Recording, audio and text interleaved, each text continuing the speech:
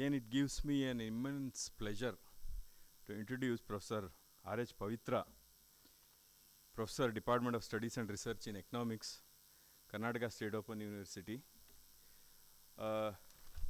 In fact, I was quite amazed by her resume, and I don't know whether I'll be delivering justice to cover all the aspects given with the ample time we have.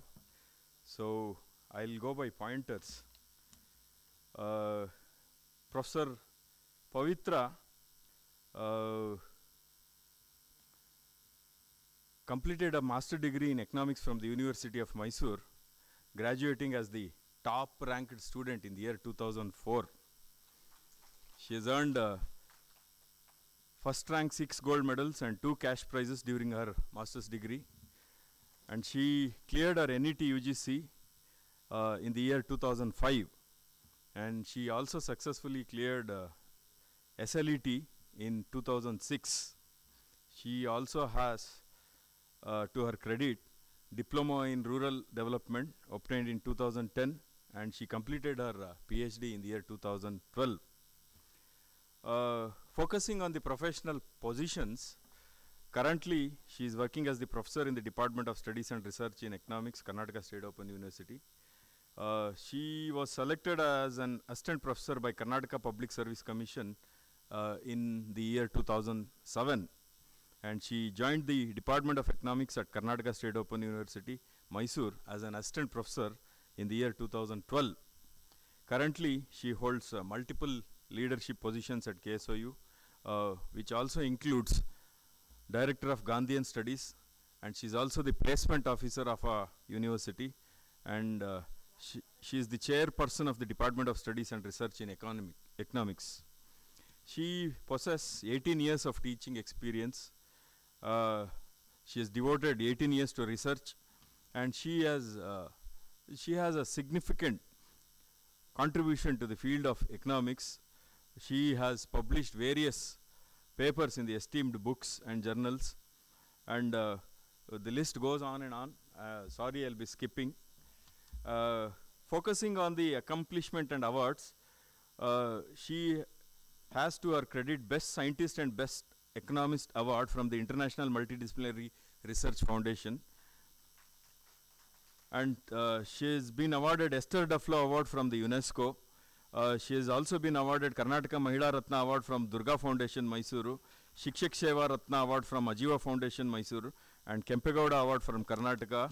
And the list goes on. In fact, there are more than 14 awards, and to quote a prominent one, in the year 2023, she was awarded 68th Kannada Rajyotsava Award conferred by the District Administration of Mysuru.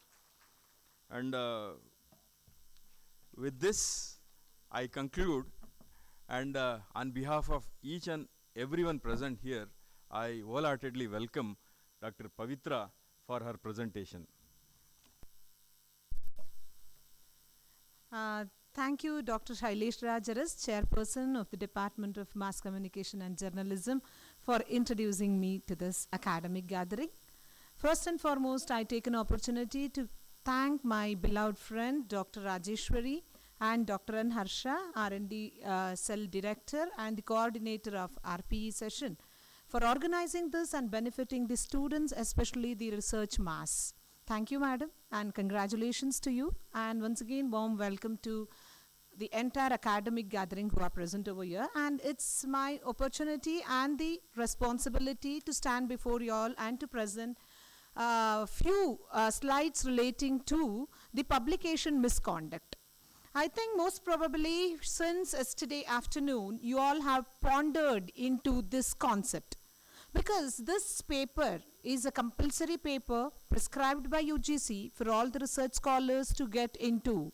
As we know that it has 2 credits and the syllabi is limited, but we need to cover the entire syllabus, and this is for 6 days duration as a workshop, and the course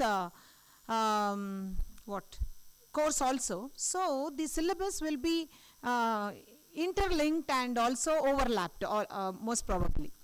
So here, publication misconduct, when I looked into this particular concept, obviously, what does it mean, misconduct?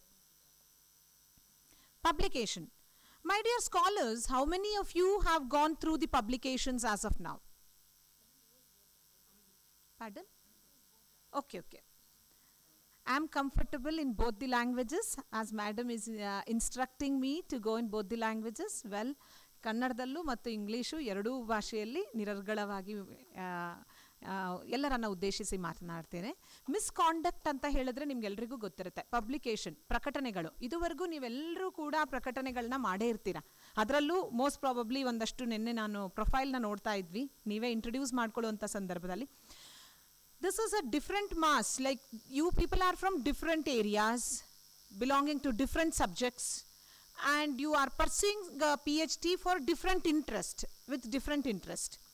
So when this is the case, most probably 70 to 80% over here are from teaching community, and you have undergone for publications. So publication ಅಂತ ಹೇಳಿದಂಥ ಸಂದರ್ಭದಲ್ಲಿ ನಿನ್ನೆಯಿಂದ ನೋಡ್ತಾ ಇರ್ತೀವಿ ಪ್ಲೆಗ್ಯಾರಿಸಮ್ ಅನ್ನೋಂಥದ್ದು ಬಂದ್ಬಿಟ್ಟಿದೆ. ಇವಾಗ ಎಲ್ಲ ಕಡೆನೂ ಬಂದಿದೆ. ಬಿಕಾಸ್ ಅವಾಗ ನಿಮ್ಗೆ ಅನ್ನಿಸ್ಬೋದು ಕನ್ನಡದಲ್ಲಿ ಅಥವಾ ರೀಜನಲ್ ಲ್ಯಾಂಗ್ವೇಜಸಲ್ಲಿ ಮಾಡಿದಂಥ ಸಂದರ್ಭದಲ್ಲಿ ಪ್ಲೆಗ್ಯಾರಿಸಮ್ ಬರಲಿಕ್ಕಿಲ್ಲ ಅನ್ನೋ ಒಂದು ಕಾನ್ಸೆಪ್ಟ್ ಇತ್ತು. ಆದರೆ ಇವತ್ತಿಗೂ ಕೂಡ ಇವತ್ತಿನ ಹಂತದಲ್ಲಿ softwares have come to detect plagiarism of regional languages, few regional languages. ಇಂಥ ಸಂದರ್ಭದಲ್ಲಿ publication misconduct or identification of conduct is my responsibility to speak in to this particular arena. When we look into this publication misconduct, how to identify, what are the concepts, what are the tools that you have to go for identifying there is some misconduct in your work. So I would like to cover with these concepts, like what is the concept, what are the problems, validation of publication ethics andre enu, how will you identify publication ethics inna athwa misconduct inna publication ಎಥಿಕ್ಸನ್ನ ಹೇಗೆ violate ಮಾಡ್ತಾ ಇದ್ದೀರಾ, violate ಮಾಡೋದ್ರಿಂದ ಹೇಗೆ misconduct ಆಗುತ್ತೆ. Commonly used plagiarism detection tools, predatory journals ಅಂದರೆ ಏನು, ಹಾಗೆ ಕ್ಯಾರೆಕ್ಟರಿಸ್ಟಿಕ್ಸ್ ಆಫ್ ಪ್ರಿಡೇಟರಿ ಜರ್ನಲ್ಸ್ ಯಾವ ಥರ ಇರುತ್ತೆ, dangers of publishing in predatory journals, ಇದೆಲ್ಲ ಇದೆಯಲ್ಲ. ಅದಕ್ಕಿಂತ ಮುಂಚೆ ಪ್ರಿಡೇಟರಿ ಜರ್ನಲ್ ಅಂದರೆ ಏನು ಅಂತ ನಾವು ತಿಳ್ಕೊಳ್ಬೇಕು. ಡೇಂಜರ್ ಅಂದರೆ ಏನು, ಕಾನ್ಸೆಪ್ಟ್ ಅಂದರೆ ಏನು, ಎಲ್ಲದಕ್ಕಿಂತ ಮುಂಚೆ ಆ ಪರಿಭಾವನೆ ಏನು. ಪ್ರಿಡೇಟರಿ ಜರ್ನಲ್ ಅಂತಂದರೆ ಆ ಪರಿಕಲ್ಪನೆ, ಆ ಪರಿಭಾವನೆಯ ಅರ್ಥ ತಿಳ್ಕೊಂಡಾಗ ಹೌದಲ್ವಾ ಅಂತ. ಬಟ್ ಇವತ್ತು ನಾವು ಏನು ಅಂತ ಹೇಳಿದ್ರೆ, ಸೊ ಇಲ್ಲಿ ನಾವು ಯಾರದನ್ನೇ ಒಂದು ಉದ್ದೇಶಿಸಿ ಮಾತನಾಡ್ತಾ ಇಲ್ಲ. ಇದು like we are only relating to theory sake. Publication misconducts refers to unethical behavior that we are following in publishing our own journals. What are the unethical journals, unethical practices which where we do not follow the integrity, where we do not follow the some ethics relating to publication. Sometimes what is happening due to competition, due to considering myself as I'm more superior, I'm so competitive, I'm so skillful ಅಂತ ಹೇಳ್ಕೊಳ್ಳೋದಕ್ಕೆ how many of the publications I have ಅಂತ ಹೇಳ್ಕೊಳ್ಳೋದು ಕೂಡ ಇವತ್ತು ದೊಡ್ಡ ಹೆಸರಾಗ್ಬಿಟ್ಟಿದೆ. ನೆನ್ನೆ even in the inaugural speech sir was telling India stands in which place? 4th place in the publication ಅಂದಾಗ, so on one side it is ನನ್ನನ್ನು ನಾನು prestigious issue when I am in academic arena. Second part, ನಾನು ಮಾಡಲೇಬೇಕಾದಂಥ ಅನಿವಾರ್ಯವಾದಂಥ ಪರಿಸ್ಥಿತಿಯೂ ಕೂಡ ಇದೆ. ಏನಪ್ಪ ಅನಿವಾರ್ಯ ಪರಿಸ್ಥಿತಿ? ಈಗ ನನ್ನನ್ನು ಪಬ್ಲಿಕೇಶನ್ ಮಾಡುವಂಥ ಅನಿವಾರ್ಯ ಪರಿಸ್ಥಿತಿಯಲ್ಲಿ ನಾವೆಲ್ಲ ಇದೀವ ಇವತ್ತು. ಟೀಚಿಂಗ್ ಫ್ಯಾಕಲ್ಟಿ ಎಸ್ಪೆಷಲಿ APIಗೆ ಹೋಗಲೇಬೇಕು. 5 ವರ್ಷ ಆದಮೇಲೆ 6ನೇ ವರ್ಷಕ್ಕೊಂದು ಸ್ಟೇಜ್ಗೆ ಹೋಗ್ತೀರಾ, 8ನೇ ವರ್ಷಕ್ಕೊಂದು ಸ್ಟೇಜ್ಗೆ ಹೋಗ್ತೀರಾ. ಅಸೋಸಿಯೇಟ್ ಪ್ರೊಫೆಸರ್ಗೆ ಹೋಗ್ಬೇಕಾದ್ರೆ ಶಾರ್ಟ್ ಟರ್ಮ್ ಕೋರ್ಸ್ ಜೊತೆಗೆ ನಿಮಗೆ ಪಬ್ಲಿಕೇಶನ್ಸ್ ಬೇಕು. ಪ್ರೊಫೆಸರ್ಗೆ ಬಂದಾಗ ರಿಫ್ರೆಷರ್ ಕೋರ್ಸ್ ಜೊತೆಗೆ 10 ಪಬ್ಲಿಕೇಶನ್ ಇನ್ UGC ಕೇರ್ ಲಿಸ್ಟ್ ಅಂತ ಬರುತ್ತೆ. These are all the mandatory and forceful and pressure from the system that you need to publish. ಆ ಪಬ್ಲಿಕೇಶನ್ ಮಾಡುವಾಗ ಗೊತ್ತಾಗುತ್ತೆ ನಾನು ಏನು ಎಥಿಕ್ಸ್ ಫಾಲೋ ಮಾಡ್ತಾ ಇದ್ದೀನಿ. Of course my dear research scholars, there is no hard and ಫಾಲ್ಸ್ rules that you need not have to copy ಅಂತ ಇದೆಯಾ ಇಲ್ವಾ? ನಾನು ನಿಮಗೆ ಪ್ರಶ್ನೆ ಹಾಕ್ತಾ ಇದ್ದೀನಿ, ಏನಾದರೂ ರೂಲ್ಸ್ ಇದೆಯಾ ನೀವು ಬೇರೆಯವ್ರ ಆರ್ಟಿಕಲ್ ಕಾಪಿ ಮಾಡಬಾರ್ದು ಅಂತ? See how many of you say yes rules ಇದೆ ಅಂತ? ಎಸ್ ಅನ್ನೋರು ಎಷ್ಟು ಜನ ಕೈ ಎತ್ತಿ? ಓಕೆ. ಉಳಿದಂಥವ್ರು ಇಲ್ಲ ಅಂತ ಹೇಳ್ತಾ ಇದ್ದೀರಾ. ಇಲ್ಲ ಅನ್ನೋರು ಕೈ ಎತ್ತಿ. ಅಯ್ಯೋ, ರಶ್ಮಿ ಮೇಡಮ್ ಒಬ್ರೆ, because I know many known faces here. Rashmi madam ಒಬ್ರೆ ಇಲ್ಲ ಅಂದ್ರು. ಹಾಗಾದ್ರೆ ಉಳಿದಂಥವ್ರು ಇದೆ ಅಂತಾನೂ ಇಲ್ಲ, ಇಲ್ಲ ಅಂತಾನೂ ಇಲ್ಲ. ಹಾ, ಓಕೆ. ಸೊ ಹಾಗೆ madam, when I was talking to Rajeshwari madam, she told she has little bit she has touched in to salami slicing and FFP, that is fabrication, ಆಮೇಲೆ ಫಾಲ್ಸಿಫಿಕೇಶನ್, ಇದನ್ನೆಲ್ಲ ಒಂದು ಸ್ವಲ್ಪ ಬೆಳಗ್ಗಿನ ಕ್ಲಾಸಲ್ಲಿ ನಾನು I have just touched in to ಅಂತ ಹೇಳಿದರು. Because those are the things which detects that you are copying. Those are the things which shows that you have taken somebody's article, somebody's work, somebody's toil. It is so simple. Sometimes it is happening duplication. ಈಗ ನಾನು ಅದನ್ನೇ ಹೇಳಿದ್ದು, compulsory ಅಂತ ಹೇಳಿದಾಗ ನಿಮಗೆ compulsory ಅಥವಾ ಒಂದು pressure ಇದೆ ಅಂದಾಗ ಸಮ್ಟೈಮ್ಸ್ ಏನು ಮಾಡ್ತೀವಿ, ಈ ವರ್ಷ 5 ಆರ್ಟಿಕಲ್ ನಾನು ಪಬ್ಲಿಷ್ ಮಾಡಲೇಬೇಕು, otherwise I will not go to the next stages of promotion. ಹಾಗೇನು ಮಾಡ್ತೀವಿ, I have seen many students ಅಥವಾ who are in the same profession, they will just change the title and the article inside it remains the same. ಅದನ್ನ ಏನಂತ ಕರಿತೀವಿ ಅಂದ್ರೆ duplication of your own article. You are duplicating it with making no changes in the body of the article, only you are changing the heading. ಈ ರೀತಿ. So there are many aspects like this. Let us go in detail pertaining to this, and best practices are what to avoid these predatory journals. Predatory journals anta helidre, I'll tell you in a very single sentence. It is a journal with the main motto of maximizing money. One thing. Second thing, it will have a very weak website, or it will have generic website, www.com, yahoo.com, ಈ ರೀತಿ ಇರುವಂಥದ್ದು. ಮೂರನೇದು ಏನಪ್ಪ ಅಂತ ಹೇಳಿದ್ರೆ, this will create false peer reviews. ಏನು falls pear reviews ಅಂದರೆ, ನಿಮ್ಮ ರಿವ್ಯೂಸ್ನ ಕೊಡಬೇಕಲ್ಲ, ಆಗ ನಿಮ್ಮದೇ ಒಂದು ಇಮೇಲ್ ಕ್ರಿಯೇಟ್ ಮಾಡಿಕೊಂಡು ದಿಸ್ ಇಸ್ ಮಾ ಎಕ್ಸ್ಪರ್ಟ್ ಸೋ ಆ್ಯಂಡ್ ಸೋ ಅಂತ ಹೇಳಿಕೊಟ್ಟಾಗ ಆಬ್ವಿಯಸ್ಲಿ ನೀವೇ ನಿಮ್ಮದನ್ನು ವ್ಯಾಲ್ಯೂ ಮಾಡ್ಕೊಂಡಂಗೆ ಆಗಲ್ವಾ? ಅದಿನ್ನೂ ಎಷ್ಟು ಯಾವ ರೀತಿಯ ಎಥಿಕ್ಸನ್ನ ನೀವು ಫಾಲೋ ಮಾಡ್ದಂಗೆ ಅನ್ನೋದು ಗೊತ್ತಾಗುತ್ತೆ. Let us go, this is a predatory journal or those with the main aim of maximising profit, following unethical system, and which is having the weak website by following the fake peer reviews. So this gives the entire meaning of predatory journal usually. So adagi, what will be the impact if you do this, if you continue this in the predatory journals in your publication? What will be the impact? Ishtanna I'm making an attempt to fulfill in this 1.5 hour.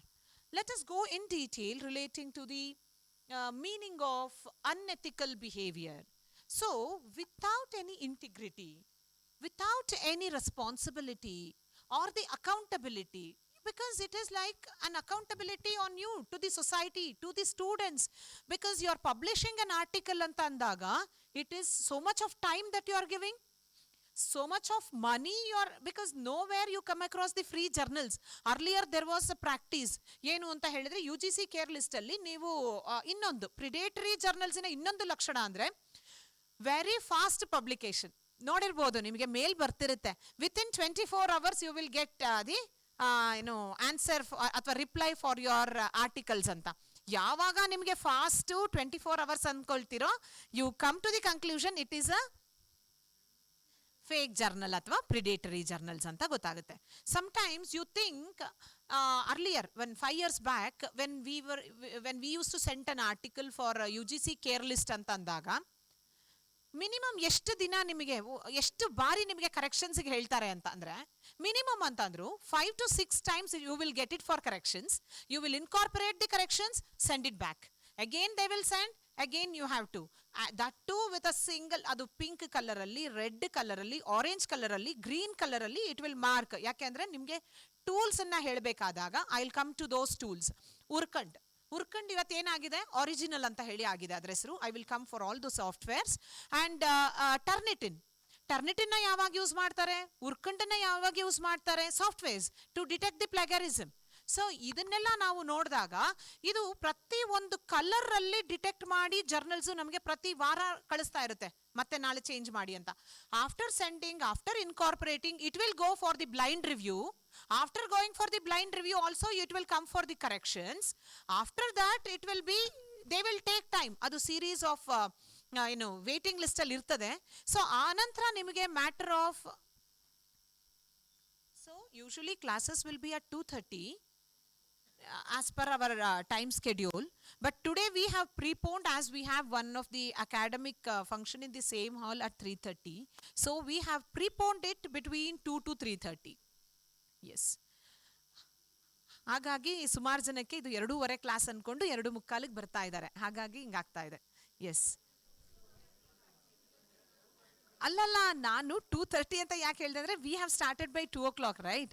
So ಇನ್ನೂ ಬರೋರು ಇರ್ತಾರಲ್ಲ, 2:45 ಬಂದಾಗ I will give an alarm 2:45 ಅಂತ. Okay, yes sir, because this is a juncture and place where all the matured minds are here, so it is your responsibility to be on time. ನಾನು ಕೋಪ ಮಾಡ್ಕೊಂತೀನ ಅದೆಲ್ಲ ಇಲ್ವೇ ಇಲ್ಲ. even and my one best thing that I don't go to my students with that face. I'll be always happy even though they make mistakes, because that makes the difference between the student and the teacher. Yes, okay, let us go with this. ಈಗ ಇದನ್ನ ಟರ್ನಿಟಿನ್ನು ಮತ್ತೆ ಉರ್ಕುಂಟೆಲ್ಲ ಹೇಳ್ತಿದ್ವಲ್ಲ, ಯಾವ್ಯಾವಾಗ ಇದೆಲ್ಲ ಪ್ಲೆಗರಿಸಮ್ ಬರುತ್ತೆ ಅಂತ, ಅದನ್ನ ನಾವು ನೋಡಿಕೊಂಡು ಹೇಳೋಣ. ಬಟ್ ಇಂಟಿಗ್ರಿಟಿ ಇರಬೇಕು. ಯಾವುದೇ ಒಂದು ಆರ್ಟಿಕಲ್ನ ನೀವು ಅದನ್ನು ಹೇಳುವಾಗ 6 ತಿಂಗಳು, 7 ತಿಂಗಳು, 8 ತಿಂಗಳುಗಳ ಕಾಲ ಒಂದು ಆರ್ಟಿಕಲ್ಗೆ ವೇಟ್ ಮಾಡ್ತಾ ಇದ್ವಿ. You know, have you heard of, most probably many students are from economics and commerce, management, ಮತ್ತೆ political science and sociology. ನೀವೆಲ್ಲರೂ ಕೇಳೇ ಇರ್ತೀರಾ EPW. Have you heard of EPW? Economic and political weekly. So ಒಂದು ಸ್ಟೇಟಲ್ಲಿ ಈ ಜರ್ನಲಲ್ಲಿ, economic and political weekly offline ಜರ್ನಲಲ್ಲಿ article publish ಆಗಿದೆ ಅಂತ ಹೇಳಿದರೆ your reputation will be very high. So ಒಂದು ಆರ್ಟಿಕಲ್ನ ಇಲ್ಲಿ ನಾನು ಬರೀತೀನಿ ಅಂತ ಹೇಳಿದ್ರೆ ಪ್ರೆಸೆಂಟ್ ಸಿನಾರಿಯೋ ಏನಿದೆ ಅದನ್ನು ನೋಡಿಕೊಂಡು ಅದರ ಬಗ್ಗೆ ಅಧ್ಯಯನ ಮಾಡಿ ಅದರಲ್ಲಿ ಕೇಸ್ ಸ್ಟಡಿಯನ್ನು ಹಾಕ್ಕೊಂಡು, ಲಿಮಿಟೆಡ್ ವರ್ಡ್ಸು 3000 ವರ್ಡ್ಸ್ ಅಂತ ಹೇಳ್ತಾರೆ, ಬಟ್ ಇಂಥ ಲೇಖನಗಳಲ್ಲಿ ನಿಮ್ದನ್ನ ಆರ್ಟಿಕಲ್ನ ಪ್ರಕಟಣೆಗೊಳ್ಬೇಕು ಅಂದರೆ 1800 ವರ್ಡ್ಸಲ್ಲಿ ನೀವು ಎಲ್ಲಾನು ಹೇಳಬೇಕು. ಪ್ಲೆಗರಿಸಮ್ ಇರಬಾರ್ದು. ಇದನ್ನೆಲ್ಲ ನೋಡಿದಾಗ ಸೈಟೇಷನ್ಸ್ ಹಾಕಬೇಕು. What is citation? ರಿವ್ಯೂಸ್. ಆ ರಿವ್ಯೂಸನ್ನು ನೀವು ಯಾರು ಬರೆದಿದ್ದಾರೆ ಅನ್ನುವಂಥದ್ದನ್ನು, ಅದರಲ್ಲೇ ನಿಮಗೆ ಸ್ಟೈಲ್ಸ್ ಬರುತ್ತೆ. APA style. What is APA?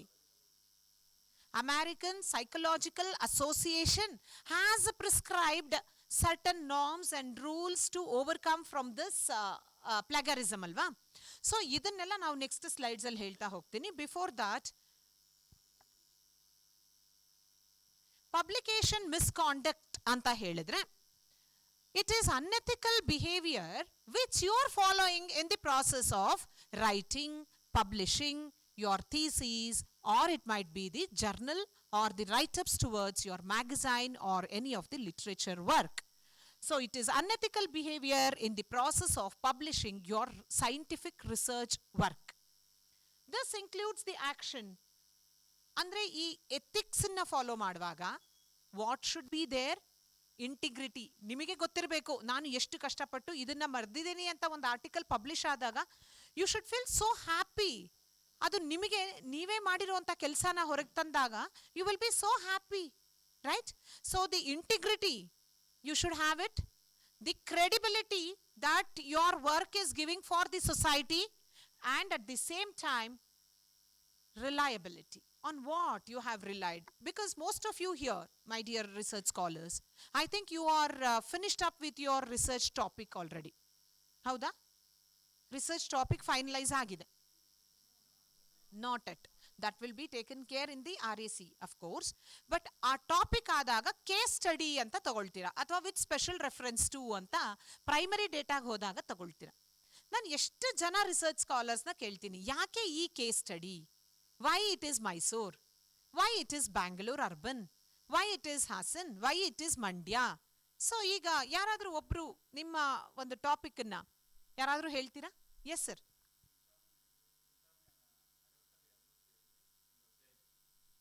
Political science sir ನೀವು? ಓಕೆ.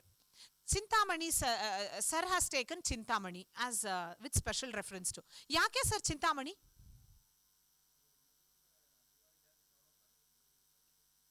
ಸರ್ ಅದು ಡೆವಲಪ್ ಆಗಿದೆ, ಮೈಸೂರು ಡೆವಲಪ್ ಆಗಿಲ್ಲ ಸರ್. ಅಲ್ಲ ಸರ್, ಅದೇ ಅವರೇ ಹೇಳ್ತಾರೆ, ನಿಮಗೂ ಬರ್ತೀನಿ ಸರ್ ನಾನು. ಹೇಳಿ sir. See all my research scholars please listen to sir now. Yes, ಜೋರಾಗಿ ಹೇಳ್ಬೇಕು ಸರ್. ನಾನು ಮೈಕ್ ಕೊಡ್ಲಾ? ನೀವು ಅಲ್ಲೇ ಖುಷಿಯಾಗಿದ್ದೀರಾ, ನಿಮ್ಮದೇ ಆದಂತ ಸ್ಥಳ. ಸಿ ಸರ್ ಎಷ್ಟು ಫ್ರಾಂಕ್ ಆಗಿ ಪ್ರಾಮಾಣಿಕರಾಗಿ ಉತ್ತರ ಕೊಟ್ರು ಅಂದ್ರೆ, ನಮ್ಮದೇ ಜಾಗ, ನಮ್ಮದೇ ಸ್ಥಳ, ಅದಕ್ಕೆ ನಾನು ಚಿಂತಾಮಣಿ ತಗೊಂಡೆ. Sir, we have a research methodology sir. Research methodology States this, why to take that place, and the reason behind opting that particular area also matters a lot in your research work. See, for example, let me give an example. Human development, dimensions and disparities in human development with special reference to Mysuru district. If I take ಅಂದಾಗ, Y Mysuru ಅಂತ ಅಂದಾಗ, ನಾನು ಇಲ್ಲೇ work ಮಾಡ್ತಾ ಇದ್ದೀನಿ, ನನ್ನ ಸ್ಟೂಡೆಂಟ್ನ ಎಲ್ಲಿಂದ ನಾನು ಬರೆಸ್ಕೊಂಡು ಕಷ್ಟಪಟ್ಟರು ಪರವಾಗಿಲ್ಲ, ನಂದಿದು ಪ್ಲೇಸು, ಅದಕ್ಕೆ ತಗೊಂಡೆ ಅನ್ನೋ ರೀತಿಯಲ್ಲಿ ನಿಮ್ಮ ಉತ್ತರ ಇತ್ತು. ಅದಾಗಬಾರ್ದು. ಮೈಸೂರನ್ನೇ ಯಾಕೆ ತಗೊಂಡೆ ಅಂದರೆ, ಅದಕ್ಕೆ ಜಸ್ಟಿಫಿಕೇಶನ್, ಸಮರ್ಥನೆಯನ್ನು ನೀಡಬೇಕು. ಹ್ಯೂಮನ್ ಡೆವಲಪ್ಮೆಂಟ್ನಲ್ಲಿ ಮೈಸೂರು 8ನೇ ಸ್ಥಾನದಲ್ಲಿದೆ. ಹ್ಯೂಮನ್ ಡೆವಲಪ್ಮೆಂಟ್ ಲಿಸ್ಟಲ್ಲಿ ಇಡೀ ಕರ್ನಾಟಕದಲ್ಲಿ ನೋಡಿದಾಗ ಮೈಸೂರು 8ನೇ ಸ್ಥಾನದಲ್ಲಿದೆ ಅಂತ ಭಾವಿಸ್ಕೊಂಡಾಗ, ಇಲ್ಲಿ ಶಿಕ್ಷಣ ಅಥವಾ ಆರೋಗ್ಯ ಅಥವಾ ಆದಾಯದಲ್ಲಿ ಯಾವ ಪರಿಸ್ಥಿತಿಯಲ್ಲಿ ನಮ್ಮ ಮೈಸೂರು ಜಿಲ್ಲೆ ಇದೆ ಅನ್ನುವ ಆಧಾರದ ಮೇಲೆ ಇದು ಮಧ್ಯಮ ಅಂದರೆ ಮಿಡಲ್ ರ್ಯಾಂಕಲ್ಲಿ ಇರೋದ್ರಿಂದ, ಇದು ಈ ಕಡೆ ಜಾಸ್ತಿನೂ ಇಲ್ಲ, ಈ ಕಡೆ ಅತಿ ಕಡಿಮೆನೂ ಇಲ್ಲ, ಅದನ್ನ ನಾನು ಪ್ರೂವ್ ಮಾಡೋಕ್ಕೆ ಹೋಗಿದ್ದೀನಿ ಅನ್ನೋ ಒಂದು ಸಮರ್ಥನೆಯ ಉತ್ತರ ಇದ್ದಾಗ ಮಾತ್ರ ಅದು ಆಗತ್ತೆ ವಿನಃ, ನಾನು ಮೈಸೂರಿನವಳೆ ಅದಕ್ಕೆ ತಗೊಂಡೆ, ಅಥವಾ ನಾನು ಚಿಂತಾಮಣಿಯಿಂದ ಬಂದಿದ್ದೀನಿ, ನಂಗೆ ಅದು ಈಸಿ ಆಯಿತು, ನಾನು ಅಲ್ಲೇ ಕೆಲಸ ಮಾಡೋಕೆ ಅಚ್ಚುಕಟ್ಟಾಗಿದೆ ಅಂತ ಹೇಳಿದ್ರೆ ಅದು ಸಮರ್ಥನೆ ಆಗೋದಿಲ್ಲ. That will be called as once again the misconduct in selecting your research topic. ಹಾಗೆ for example agricultural rice productivity ಅಂತ ಏನೋ ಬಂದಾಗ, you are taking some north district, north Karnataka district ಅಂತ ಗಂಗಾವತಿಯನ್ನು ಒಂದು ತಗೊಂಡು ಮಂಡ್ಯನೂ ತಗೊಂಡಾಗ the comparative study will be taken place. ಅದು ಯಾಕೆ ಅಂತ ಸಮರ್ಥನೆಯನ್ನು ನೀಡೋ ಹೋಗಿರ್ಬೇಕೆ ವಿನಃ, I am from that particular place ಅಂತ ಹೇಳಿದಾಗಲೇ ನೀವು RACಲಿ ಗೊತ್ತಾಗುತ್ತೆ ನಿಮ್ಮ ಕ್ವಶನ್ಗೆ ಉತ್ತರ ನೀವು ಏನು ಕೊಡ್ತಾ ಇದ್ದೀರಾ, ನಿಮ್ಮ ಪ್ರಿಪರೇಷನ್ ಎಲ್ಲಿರುತ್ತೆ ಅಂತ. So that will be taken care in your research methodology course work classes. And the publication misconduct refers to unethical behavior that you are following in publishing the article. Doing anything ಒಂಥರ ಅಂದರೆ ನಾನೇ ನೈತಿಕ ಮಾರ್ಗವನ್ನು ಹಿಡಿದೆ when I am dishonest in writing the thesis, when submitting the work or publishing some of the articles or the journals. If I follow anything wrong or not following honesty, that is called as misconduct. Publication misconduct means, see, this is so simple to understand, so I have given this pie just in a circular way. 245. Yes. So here, lying in your, see, you are giving something which is not true to the real world. You are lying something, right? Is it ethical? Is it a good behavior? Is it honesty? That is called as misconduct. Lying in your research work. ಏನೋ ನನಗೆ ಆಗ್ಬಿಡ್ಬೇಕು, ನಾಳೆಗೆ ನಾನು writeups ಮಾಡಿಬಿಡ್ಬೇಕು, ನಾನು finish ಮಾಡಿಬಿಡ್ಬೇಕು, I should write my name and submit it and send it to the publication. You are lying something, it is a misconduct, right? ಸುಳ್ಳು ಹೇಳ್ತಾ ಇದ್ದೀರಾ, ನೀವು ಇರೋದನ್ನ ಬಿಟ್ಟು ತಿರುಚಿ ಹೇಳ್ತಾ ಇದ್ದೀರಾ, ಅಲ್ಲಿ ನೀವು ಫ್ಯಾಬ್ರಿಕೇಶನ್ ಮಾಡ್ತಾ ಇದ್ದೀರಾ, ಜಸ್ಟ್ ಬಣ್ಣ ಹಚ್ತಾ ಇದ್ದೀರಾ, you are fabricating it. Falsification, you are doing something wrong. So here second thing is,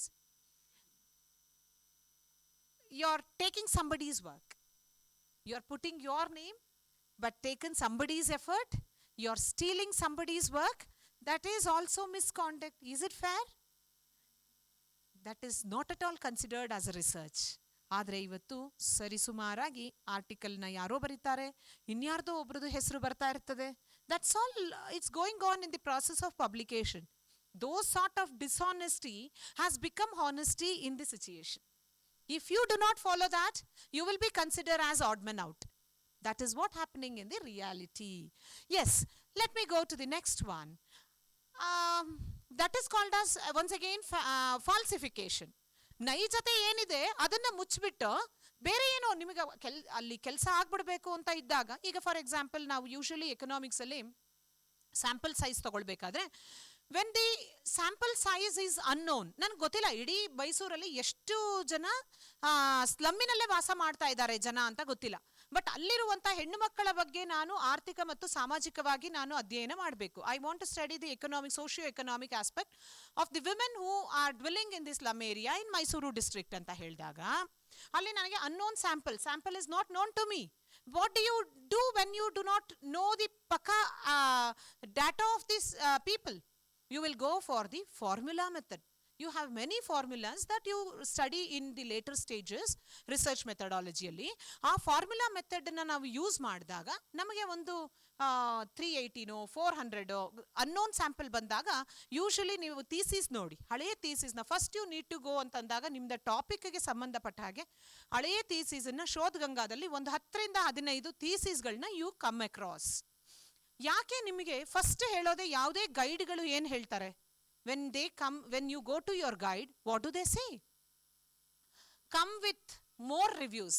ನಾನು ಯಾವಾಗ ನನ್ನ ಸ್ಟೂಡೆಂಟ್ನ ಬೆಸ್ಟ್ ರಿಸರ್ಚರ್ ಅಂತೀವಿ ಅಂದರೆ ಅವರು ರಿವ್ಯೂಸ್ನ ಮಾಡ್ಕೊಂಡು ಬಂದಿರ್ತಾರೆ. ಎಷ್ಟು ರಿವ್ಯೂಸ್ ಆಗಿದೆ ನಿಮ್ಮ ಟಾಪಿಕ್ಗೆ ಅಂತ ಕೇಳಿದಾಗ ಒಂದಷ್ಟು ಜನ 50 ಮಾಡಿದೆ 60 ಮಾಡಿದೆ ಅಂತಾರೆ. ನಾವು ತಗೊಂಡು ಬನ್ನಿ ಅಷ್ಟು ಡೇಟಾ ಅಂತ ಹೇಳ್ತೀವಿ. ಸೊ 80 ರಿಂದ 100 ರಿವ್ಯೂಸ್ನ ನೀವು ಮಾಡಿಬಿಟ್ರೆ ನೀವು ಯಾರ ಸಪೋರ್ಟು ಬೇಕಾಗಿಲ್ಲ, ನಿಮ್ಮ ಥೀಸಿಸ್ನ ನಿರರ್ಗಳವಾಗಿ ಫ್ಲೋ ಅಲ್ಲಿ ಎಳೆಯಾಗಿ ಅದನ್ನು ಮಾಡ್ಕೊಂಡು ಹೋಗ್ತೀರಾ. ಬಿಕಾಸ್ ನಿಮಗೆ ಒಂದು ಫಾರ್ಮುಲಾ ಯಾಕೆ ಯೂಸ್ ಮಾಡಿದ್ದಾರೆ ಅಂತ ಗೊತ್ತಾಗುತ್ತೆ, ಅವ್ರು ಯಾಕೆ ಈ ಕೇಸ್ ಸ್ಟಡಿ ತಗೊಂಡಿದ್ದಾರೆ ಅಂತ ಗೊತ್ತಾಗುತ್ತೆ. ಇನ್ನೊಂದು ರಿವ್ಯೂಸ್ ಅಲ್ಲಿ ಇನ್ನೇನೋ ಆಗಿರಲ್ಲ ಕೆಲಸ, ಅದನ್ನ ಎಲ್ಲೋ ಮಧ್ಯಪ್ರದೇಶಲ್ಲೆಲ್ಲೋ ಮಾಡಿರ್ತಾರೆ, ಕೇರಳದಲ್ಲೆಲ್ಲೋ ಮಾಡಿರ್ತಾರೆ. ಅದು ನಿಮಗೆ ಒಂದು ಒಳ್ಳೆಯ ಒಂದು ಸೋರ್ಸ್ ಆಗಿ ಸಿಕ್ಕಿದಾಗ ನಿಮ್ಮ ಬ್ರೈನ್ ಅನ್ನ ನೀವು ಇನ್ನೂ ಬೇರೆ ತರ ಯೂಸ್ ಮಾಡ್ಕೊಂಡಾಗ your research work will be much more beautiful than the works which are already have taken place.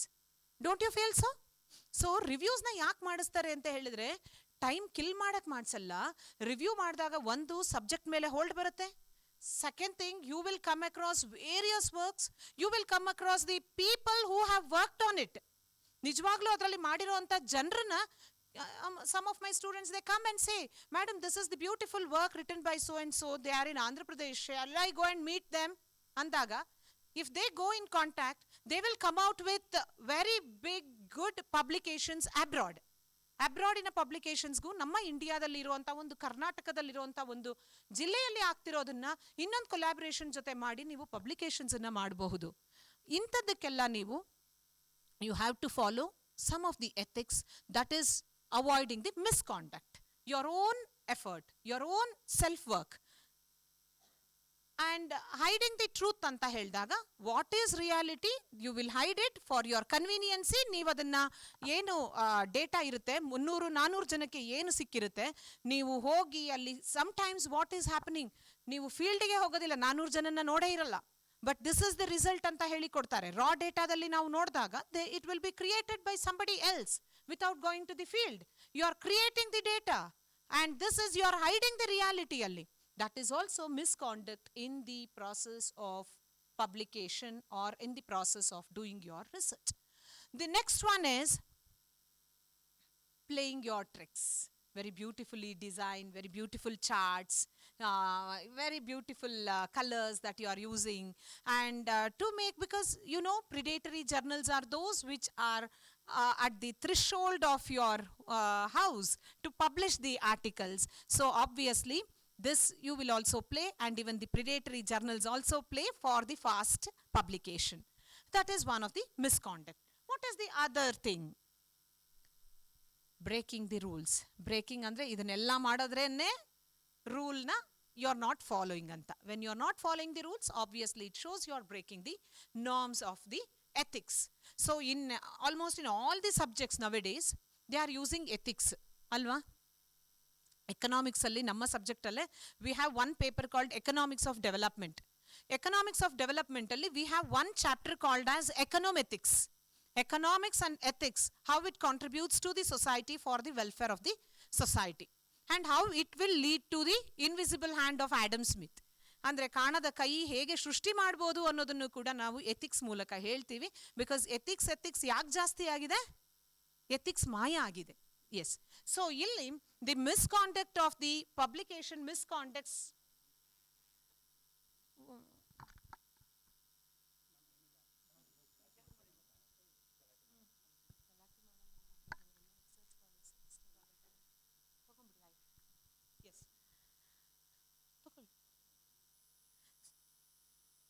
see, these are the means of publication misconduct anta helidru kuda. What are the problems, what are the concepts leading to unethical behavior? ನಾನು ಆಗಲೇ ಹೇಳಿದೆ, ಏನಕ್ಕೆ ನಾವು unethical ಆಗಿ ಇದನ್ನೆಲ್ಲ ನಾವು ಮಾಡ್ತಾ ಹೋಗ್ತಿದ್ದೀವಿ, publication ಯಾಕೆ ಮಾಡ್ತಾ ಇದ್ದೀವಿ ಅಂತ ಹೇಳಿದ್ರೆ, ಬಿಕಾಸ್ ಆಫ್ ಕಾಂಪಿಟೇಷನ್.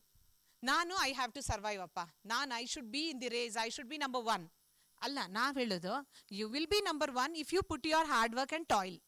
ಅದನ್ನು ಬಿಟ್ಟು ಆದರೂ ಐ ಶುಡ್ ಸ್ಟ್ಯಾಂಡ್ ನಂಬರ್ 1 ಅಂದಾಗ you will have to follow. ತುಂಬ ಹತ್ರದಲ್ಲಿ ಫಾಸ್ಟಾಗಿ ಸಿಗಬೇಕು ಅಂದಾಗ you have to go by abiding the norms, by following the misbehavior in publication or in any of the aspect. ನೀವು ಬರೀ ಇದು ಪಬ್ಲಿಕೇಶನ್ಗೆ ಪಾಠಕ್ಕೆ ಅಂತಲ್ಲ, ಈವನ್ ನಮ್ಮ ನೈತಿಕ ಜೀವನದಲ್ಲಿ ನಾವು ನಿಜ ಜೀವನದಲ್ಲೂ ನೋಡಿದಾಗ ಶಾರ್ಟ್ಕಟ್ನ ನಾವು ಹುಡುಕಿದ್ರೆ it is for short term ಅಷ್ಟೇ. So here also second thing, as I said, API score ನಮಗೆ ನೆಕ್ಸ್ಟ್ ಪ್ರಮೋಷನ್ಗೆ ಬೇಕೇ ಬೇಕಲ್ಲ. ಈಗ ನಾವು ಎಷ್ಟೇ ಆದರೂ ಪ್ರಮೋಷನ್ಗೋಸ್ಕರ ಬಂದು ಕೂರ್ತೀವಿ, ಪ್ರಮೋಷನ್ಗೋಸ್ಕರ PhD ಮಾಡ್ತೀವಿ, ಪ್ರಮೋಷನ್ಗೋಸ್ಕರ ನಾವು ಏನು ಮಾಡ್ತೀವಿ, ಹೌದು ನೋಡಿ ಎಲ್ಲ ಲಾಸ್ಟ್ ಬೆಂಚಸ್ ಎಲ್ಲ ಹೌದು ಅಂತ ತಲೆ ಅಲ್ಲಾಡಿಸ್ತಾ ಇದ್ದಾರೆ. ಸೊ ಫ್ರ್ಯಾಂಕ್ಲಿ ಆನ್ಸರಿಂಗ್, ಆ ಲಾಸ್ಟ್ ಬೆಂಚಿಗೆ ನಾನು ನೋಡಲೇ ಇಲ್ಲ, ನಾನು ಈ ಲಾಸ್ಟ್ ಬೆಂಚ್, ಇಲ್ಲಿ ಮಧ್ಯದ ಲಾಸ್ಟ್ ಬೆಂಚ್ ಹೇಳ್ತಾ ಇದ್ದೀನಿ. Okay sir, sir Chintamani sir ಅದನ್ನು ಹೇಳ್ಬಿಟ್ರು. ಸೊ ಈಗ ಮೇನ್ ಉದ್ದೇಶನೇ ಅದು ಅಂತ. Okay sir, yes, okay. So ಈಗ ಪ್ರೆಷರ್ ಟು, ಅದನ್ನೇ ಪ್ರೆಷರ್ ಇರುತ್ತೆ ನಿಮಗೆ. ಆ ಪ್ರೆಷರ್ ಇದ್ದಂಥ ಸಂದರ್ಭದಲ್ಲಿ ನೀವೇನು ಮಾಡ್ತೀರಾ, ಅಯ್ಯೋ ಸರ್ ನೋಡಿ ಏನೋ ಒಂದು ಆರ್ಟಿಕಲ್ಲು ನಮ್ದು ಪಬ್ಲಿಷ್ ಆಗ್ಬಿಟ್ರೆ, ಅದರಲ್ಲೂ ನಾನು ಡಿಗ್ರಿ ಕಾಲೇಜಲ್ಲಿ ಹೇಳೋದಾದರೆ ನಿಮ್ಮ IQAC ಕನ್ವೀನರ್ ಒಂದು ಲೆಟ್ರ್ ಹಾಕಿದ ಕೂಡಲೇ ಯು ವಿಲ್ ಬಿ ಅಲರ್ಟ್. ಒಂದು ವರ್ಷ ನಾವು ಯಾರೂ ಅಲರ್ಟ್ ಆಗಿರಲ್ಲ, ಪಬ್ಲಿಕೇಶನ್ಗೆ ನಿಮ್ಮದು IQAC ಕೋಆರ್ಡಿನೇಟರ್ದು ಬಂತಿದ್ದ ಹಾಗೆ ಪಬ್ಲಿಕೇಶನ್ನು ಅಂತ ಕಾನ್ಸಂಟ್ರೇಟ್ ಮಾಡ್ತೀವಿ ನಾವೆಲ್ಲರೂ ಕೂಡ. ಹಾಗೆ ತಾನೆ, human beings are such. So ಆದರೆ ಬೇರೆ ಪ್ರೊಫೆಷನಲ್ಲಿ ಇರೋರಿಗೆ ಏನಾಗುತ್ತೆ, PhD ಮಾಡೋ ಅಂಥವ್ರಿಗೆ ಪಬ್ಲಿಕೇಶನ್ ಭಯ ಇಲ್ವಾ ಅಂತ. ನಮ್ಮ ಯೂನಿವರ್ಸಿಟಿಯಲ್ಲಿ 4th ಅಮೆಂಡ್ಮೆಂಟ್ ಪ್ರಕಾರ PhDಯಲ್ಲಿ there is no, it is not mandatory that you have to go for 2 publication. But what my suggestion is for research scholars, you go with your research guide for 2 minimum publication in UGC care list rather than peer review journals. UGC care list ಯಾಕೆ, peer review journals ಯಾಕೆ ಅಂತ next ಸ್ಲೈಡ್ಸಲ್ಲಿ ಹೇಳ್ತೀನಿ. But ಈಗ UGC ಅದನ್ನು ಇದು ಮಾಡಿದೆ, UGC care list ಇಲ್ಲ, it is for peer review journals also will be taken care ಅಂತ ಹೇಳಿ ಅದರಲ್ಲೂ ನಿಮಗೆ ಸ್ವಲ್ಪ ಲಿಬ್ರಲ್ ಮಾಡಿದೆ ಈ ವರ್ಷ 2025 ಇಂದ. And I go for predatory journals, I go for for unethical behavior because of my unawareness also. I may not be aware whether it is in the care list or whether it is so genuine. ನನಗೆ ಗೊತ್ತಿರಲ್ಲ ಕೆಲವೊಂದ್ಸಲಿ. ನಾವು ಏನು 2019, 20, 21, 22ನೇ ಸಾಲಿನಲ್ಲಿ ಏನಾಗ್ತಿತ್ತು, UGC care list ಅಂತ ನಮಗೆ ಮೇಲಿಗೆ ಬಂದ ಕೂಡಲೇ ನಾವೇನು ಮಾಡ್ತಾ ಇದ್ವಿ, we use to send an article. ಇದೇನಪ್ಪ 15 ದಿನಕ್ಕೆ UGC ಕೇರ್ ಲಿಸ್ಟ್ ಇಷ್ಟೊಂದು ಬೇಗ ನಮಗೆ ಆರ್ಟಿಕಲ್ ಪಬ್ಲಿಷ್ ಮಾಡ್ತಾ ಇದೆಯಲ್ಲ ಅಂತ ನೋಡಿದಾಗ, ಪಬ್ಲಿಷ್ ಆಗಿ 1 ತಿಂಗಳು ಅಥವಾ 2 ತಿಂಗಳು ಒಳಗಡೆ ನಮ್ಗೆ ಏನಾಗ್ತಾ ಇತ್ತು, when we check the website of the UGC care list publish ಆಗೋಗ್ತಿತ್ತು. ಬಟ್ ಅಲ್ಲಿ UGC ಕೇರ್ ಲಿಸ್ಟಲ್ಲಿ ಇರ್ತಾ ಇರಲಿಲ್ಲ. ಕೆಲವೊಂದಷ್ಟು ಕೇರ್ ಲಿಸ್ಟ್ ಏನು ಮಾಡಿದ್ರು, ಕ್ಲೋನ್ ಜರ್ನಲ್ಸ್ ಅಂತ ಬಂತು, ತದ್ರೂಪಿ ಜರ್ನಲ್ಗಳು ಬಂತು. ಅಲ್ಲಿ ಅದು ನಂಬರ್ ಇಲ್ಲ, DOI ನಂಬರ್ ಇಲ್ಲ, ಅಥವಾ ಅದರದ ಜರ್ನಲಿನ ಹೆಸರೇ ಇರ್ತಾ ಇರಲಿಲ್ಲ. So this is how even the academicians have gone with this misconduct because of lack of awareness. ಅದರ ಬಗ್ಗೆ ಅರಿವಿಲ್ಲದೆ ಇರೋ ಕಾರಣದಿಂದ, due to some pressure and due to some competitive ambience ಅಥವಾ environment, you will go for, or people may go for misconduct in the publication process. ಹಾಗೆ next ಕಾನ್ಸೆಪ್ಟಲ್ಲಿ ನಾವು ನೋಡುವಂಥ ಸಂದರ್ಭದಲ್ಲಿ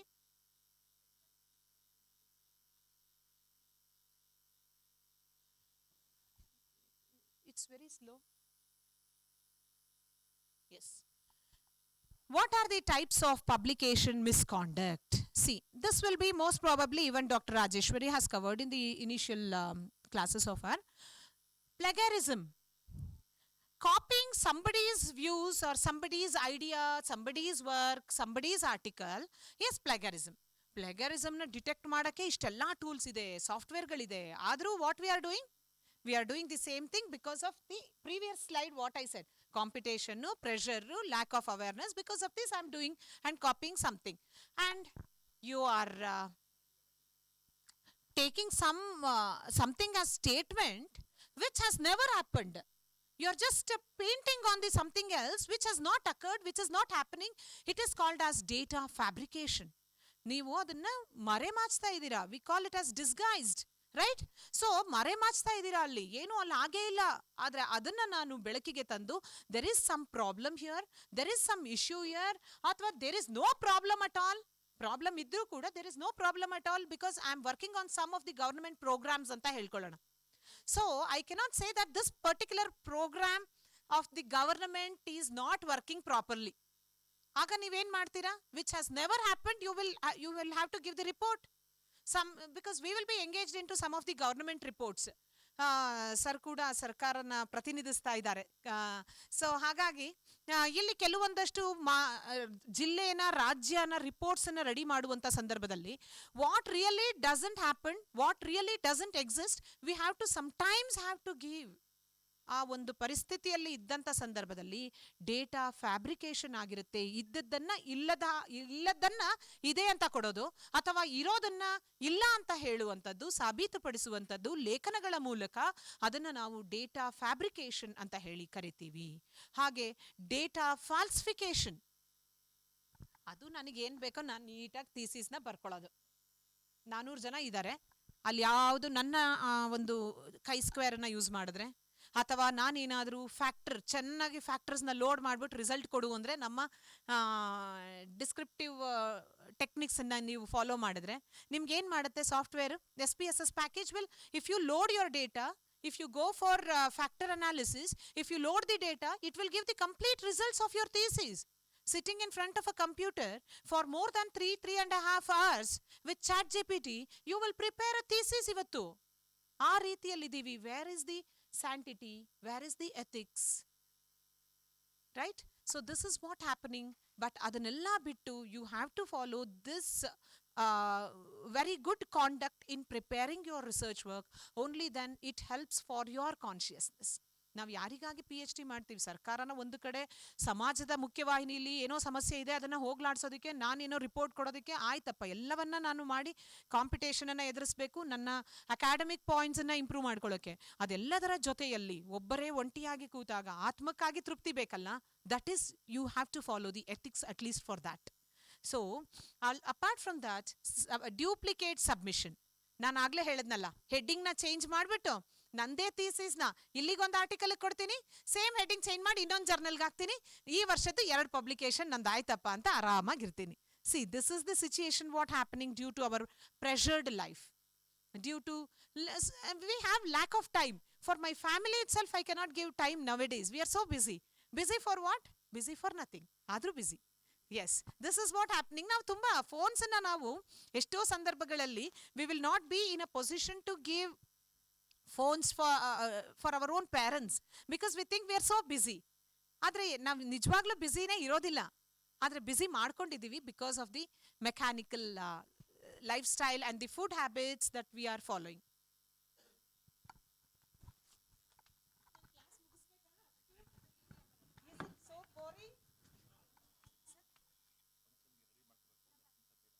ಎಷ್ಟೊತ್ತಿಗೆ ಸರ್?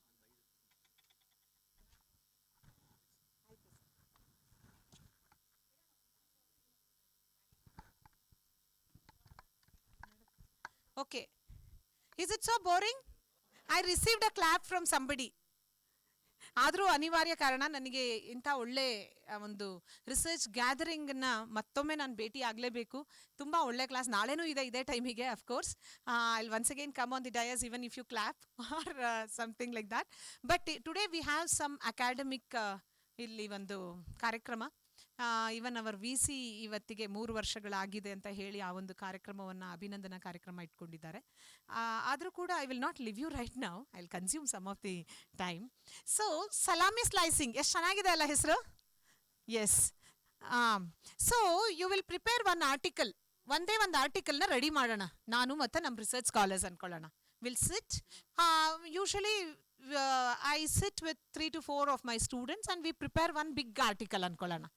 ಆ ಬಿಗ್ ಆರ್ಟಿಕಲ್ನ ಏನು ಮಾಡ್ತೀವಿ, ತುಂಡು ತುಂಡಾಗಿ slice, ice cream slice, bread slice ಮಾಡಿಸಲ್ವಾ, ಹಾಗೆ ಚೆನ್ನಾಗಿ ಸ್ಲೈಸ್ ಮಾಡಿಬಿಟ್ಟು ಆ ಮೇಲ್ಗಡೆ ಇರುತ್ತಲ್ಲ ಹೆಡ್ಡಿಂಗು ಮತ್ತು ಇಂಟ್ರಡಕ್ಟರಿ ಪಾರ್ಟು, ಅಲ್ಲಿಂದ ರಿಸಲ್ಟ್ಸ್ ಆ್ಯಂಡ್ ಡಿಸ್ಕಷನ್ಸ್ವರೆಗೂ ಒಬ್ರಿಗೊಂದು ಸ್ಲೈಸ್ ಕೊಡ್ತೀನಿ.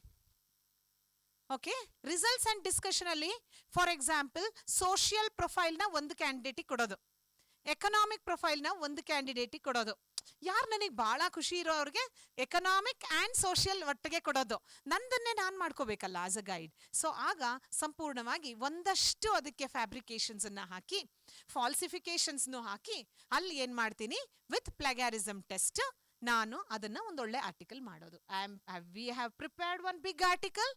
ಅದನ್ನು ತುಂಡು ತುಂಡಾಗಿ ಸುಂದರವಾಗಿ ಅದನ್ನು ಅಲಂಕರಿಸಿ ಹೊಸ ರೂಪುರೇಷೆಗಳನ್ನು ಕೊಟ್ಟು ಉತ್ತಮ ಲೇಖನವನ್ನು ಮಾಡುವಂಥದ್ದೇ salami slicing. Right? Yes. So ಇದನ್ನ ನಾವು salami slicing, cutting one big study into many tiny articles. So ಅದು ಸಲಾಮಿ ಯಾಕೆ ಬಂತು ಅಂತ ನಾಳೆ ಹೇಳ್ತೀನಿ. ಅದೊಂದು ದೊಡ್ಡ ಕತೆ ಇದೆ, ಹೇಳೋಣ ನಾಳೆ. ನಂದು ಗ್ರೂಪ್ ಡಿಸ್ಕಷನ್ ಅಲ್ಲಿ ಇರ್ತೀವಲ್ಲ, ನಾಳೆ ನೀವು ಬರಲ್ವಾ? ಇದರಲ್ಲೇ ಗೊತ್ತಾಯ್ತು, ಅಟೆಂಡೆನ್ಸ್ ಇಸ್ ಕಂಪಲ್ಸರಿ. ನಾಳೆ ನಾವು ಬರಲ್ಲ ಅಂದ್ರು. Yes. See here, my research scholar is saying salami word is a Urdu word. It is salami anta helidre gratitude. You are gratitude, you are thankful to the one who has prepared big article alva. ಅದರದೇ ಕತೆ ನಾಳೆ ಹೇಳ್ತೀನಿ ಅಂದಿದ್ದು. The one who has prepared ದೊಡ್ಡ ಆರ್ಟಿಕಲ್ನ ಅವರಿಗೆ ನೀವು gratitude ಆಗಿ ಇಟ್ಕೊಂಡು you have to prepare the tiny particles of that, tiny articles from it. So that is called as salami slicing. Types of publication misconduct ಏನಪ್ಪ ಅಂತ ಹೇಳಿದ್ರೆ, ನಿನ್ನೆ ಸರ್ದು ನಾನು ಇಂಟ್ರೊಡಕ್ಟರಿ ಸರ್ನ ಯಾರು ನಮ್ಮ ಹೈಯರ್ ಎಜುಕೇಷನ್ ವೈಸ್ ಚೇರ್ಮನ್ ಬಂದಾಗ ಸೈಟೇಷನ್ಸ್ ನೋಡ್ತಾ ಇದ್ವಿ. 748 ಸೈಟೇಷನ್ಸ್ ಅಂತ. ಇವತ್ತು ನಾವೆಲ್ಲ ನ್ಯಾಕಿಗೆ ಹೋಗುವಂಥ ಸಂದರ್ಭದಲ್ಲಿ I work on research and publication criteria, ಯಾವಾಗಲೂ ಈ ಕ್ರೈಟೀರಿಯಾನ ನಮಗೆ ಕೊಡ್ತಾರೆ. ಸೊ ಇಲ್ಲಿ ಈ ನಮ್ಮ ಸೈಟೇಷನ್ಸ್ ಇವತ್ತಿಗೂ ನಾವು ವೆಬ್ಸೈಟಲ್ಲಿ ನಮ್ಮದೆಲ್ಲ ನೋಡಿಕೊಂಡಾಗ 25-30 ಮೇಲೆ ಹೋಗ್ತಾ ಇಲ್ವಲ್ಲಪ್ಪ ಅಂತ ಅಂದ್ಕೊಳ್ತಾ ಇರ್ತೀವಿ. Citation is what you know my dear students. You are citation ಅಂದರೆ ನೀವು ರಿಸರ್ಚಲ್ಲಿ ಏನು ಸೈಟೇಷನ್ ಅದು ಬೇರೆ. ಬಟ್ ನಿಮ್ಮ ಸೈಟೇಷನ್ ಇಂಡೆಕ್ಸನ್ನು ಜಾಸ್ತಿ ಮಾಡ್ಕೊಳ್ಬೇಕು ಅಂತಂದರೆ ನಿಮ್ಮದೊಂದು ಆರ್ಟಿಕಲ್ ಇರುತ್ತೆ, ನಿಮ್ಮ ರಿಸರ್ಚ್ ವರ್ಕ್ ಇರುತ್ತೆ, ನಿಮ್ಮ ಥೀಸೀಸನ್ನು ನಾನ್ ಥೀಸೀಸ್ ಡೆವಲಪ್ ಮಾಡುವಾಗಲೋ ಅಥವಾ ಇನ್ಯಾರೋ ಥೀಸೀಸ್ ಡೆವಲಪ್ ಮಾಡುವಾಗ, ಇನ್ಯಾರೋ ಆರ್ಟಿಕಲ್ಸ್ನ ರೈಟ್ ಮಾಡುವಾಗ, I have referred somebody's your article, I have referred your thesis, I have referred your work ಅಂತ ಹೇಳಿ ನಾನು ಸೈಟೇಷನ್ ರೆಫರೆನ್ಸ್ ಅಲ್ಲಿ ಹಾಕ್ತೀನಲ್ಲ, ದಟ್ ಈಸ್ ಕಾಲ್ಡ್ ಸೈಟೇಷನ್. ಆಗ ನನ್ನ ಸೈಟೇಷನ್ ಜಾಸ್ತಿ ಆಗ್ತಾ ಹೋಗುತ್ತೆ. ಇಲ್ಲಿರೋ ರಿಸರ್ಚ್ ಸ್ಕಾಲರ್ಸ್ ಎಲ್ಲರೂ ನೀವೆಲ್ಲ ಒಂದೊಂದು ಆರ್ಟಿಕಲ್ ಮಾಡ್ತೀರಾ, ಹೌದಲ್ವಾ? ಆ ಎಲ್ಲ ಆರ್ಟಿಕಲ್ಗೆ ಡಾಕ್ಟರ್ ಪವಿತ್ರ ಆರ್ಟಿಕಲ್ನ ನೀವು ನಿಮ್ಮ ಆರ್ಟಿಕಲ್ ಮಾಡುವಾಗ ಹಾಕ್ತಿರಲ್ಲ, ಇಷ್ಟು ಜನರದನ್ನು ಸೈಟೇಷನ್ ನನಗೆ ಆ್ಯಡ್ ಆಗ್ತಾ ಹೋಗುತ್ತೆ. So that is called the citation index. ಇದನ್ನ ಏನ್ ಮಾಡ್ತಾರೆ ಅಂತ ಹೇಳಿದ್ರೆ, ಬಾಯಿಂದ ಬಾಯಿಗೆ, mouth to mouth, that is more, ಅಂದ್ರೆ ಪ್ರೊಪಗಂಡಾ ಮಾಡೋದೇ ಮೌತ್ ಟು ಮೌತ್. ಇದು ಏನು ಸೋಷಿಯಲ್ ಮೀಡಿಯಾ ಇಲ್ಲ ನಿಮಗೆ, ಮೌತ್ ಟು ಮೌತ್ ಏನು ಹೋಗುತ್ತೆ ಅದೇ ಮುಖ್ಯ. ಹಾಗಾಗಿ ನೀವೇನ್ ಮಾಡ್ಬೋದಪ್ಪ ಅಂತ ಹೇಳಿದ್ರೆ, ಇವರು ಒಳ್ಳೊಳ್ಳೆ ಪ್ರಿಡೇಟರಿ ಜರ್ನಲ್ಸ್ ಏನು ಮಾಡ್ತಾರೆ, ಸರ್ ನಿಮ್ದನ್ನ ನಾವು ನಾಳೆ ಆಕ್ಸೆಪ್ಟ್ ಮಾಡ್ತೀವಿ, ಪೇಪರ್ನ, ನಿಮ್ಮ ಜರ್ನಲ್ನ, ನಿಮ್ಮ ಆರ್ಟಿಕಲ್ನ ನಮ್ಮ ಜರ್ನಲಲ್ಲಿ ಆಕ್ಸೆಪ್ಟ್ ಮಾಡ್ತೀವಿ, ನೀವು ಸೈಟೇಷನ್ ಹಾಕುವಾಗ ನಮ್ಮ ಜರ್ನಲ್ನು ಒಂದು ಯಾರ್ದೋ ಆರ್ಟಿಕಲ್ ಇರುತ್ತೆ ಹಾಕ್ಬಿಡಿ ಅನ್ನೋದು. ಯಾಕೆ?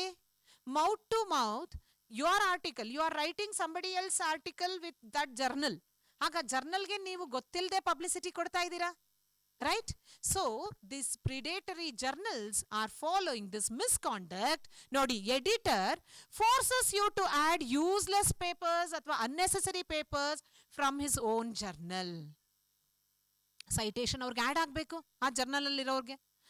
ಎರಡನೇದು fake review fake peer review. ನಾನು ಆಗಲೇ ಹೇಳಿದೆ, ಯಾವುದೋ ಒಂದು ಇಮೇಲ್ ಕ್ರಿಯೇಟ್ ಮಾಡಿಬಿಟ್ಟು ಇದನ್ನು ಗೊತ್ತಿರೋಂಥ experts I am giving their name for review ಅಂತ. ವೈಶಾಲಿ ಇವಾಗ ನಗ್ತಾ ಇದ್ದಾರೆ ಅದನ್ನು. ಸೊ ಫೇಕ್ ಪಿಯರ್ ರಿವ್ಯೂ ಅಂತ ಹೇಳಿದ್ರೆ you will suggest a reviewer but not your name, your somebody else friend ನೇಮಲ್ಲೋ ಅನ್ನೋನೋ ನೋನೋ ಅವ್ರ ಹೆಸರಲ್ಲಿ ಒಂದು ಇಮೇಲ್ನ to cheat. This is what they are doing. ಅದನ್ನು ಫೇಕ್ ಪಿಯರ್ ರಿವ್ಯೂ ಅಂತ ಹೇಳಿ ಕರಿತೀವಿ. ಪ್ರಿಡೇಟರಿ ಜರ್ನಲ್ಸ್ ಅಂತ ಹೇಳಿದ್ರೆ their main motto is to maximise the level of profit by making more and more money. ನಾಳೆನೇ ಆರ್ಟಿಕಲ್ ನಿಮ್ಮದು ಪಬ್ಲಿಷ್ ಮಾಡ್ತೀವಿ ಅಂತ ಬೇರೆ ಹೇಳ್ತಾರೆ. So what they are doing the trick, paying more money to a fake journal and calling it real publication. So I have many slides to go with this, and they are asking me to leave by within 5 minutes, but tomorrow also I have a class, and thank you so much for wonderful interesting the interest that you are showing towards my class. Surely we'll have it in the next class tomorrow in the afternoon. Thank you so much for the patience hearing.